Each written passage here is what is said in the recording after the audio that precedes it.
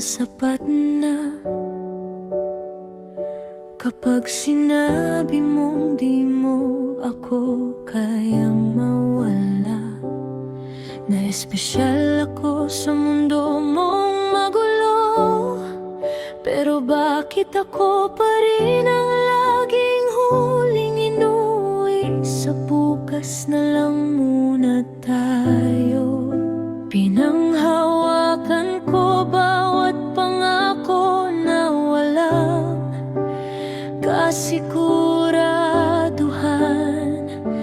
Sa pagitan ng mga titig mong mainit at mga salitang kulang sa paninindigan, dito ko natutunan ang sakit ng pagkakaiba, ng mahalaga ka sa mahal kita.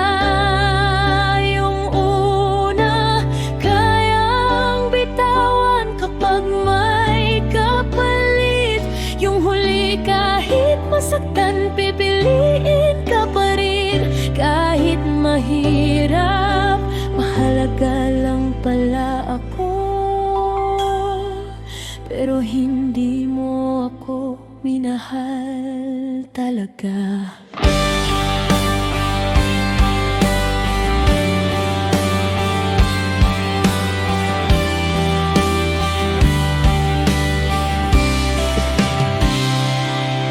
Ginawa mo akong pahinga,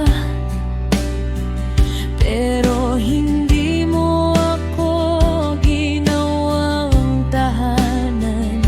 Ako yung andyan kapag mag-isa ka, pero nawawala kapag buo ka na ulit sa piling ng iba. Tinanggap ko ang kulang dahil akala ko darating ang buo, hanggang sa napagod ang pusong umaasang magbabago. Pwede maging sigurado, dito ko natutunan ang sakit ng pagkakaiba, ng mahalaga ka sa mahal kita.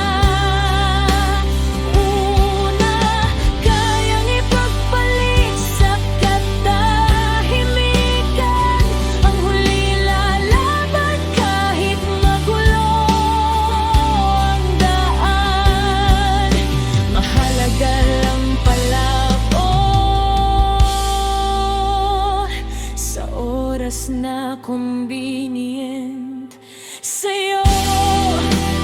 Kung minahal mo sana ako, hindi ako matutong magtanong ng halaga ko.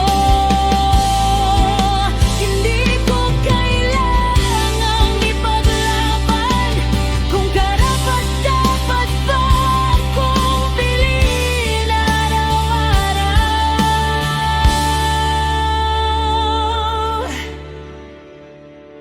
Ngayon alam ko na ang pagitan ng dalawang salita, isang distansyang kayang pumatay ng pag-asa. Mahalaga ka, sabi mo noon, pero mahal kita. Hindi mo kailanman sinabi at doon ko naintindihan. Hindi lahat ng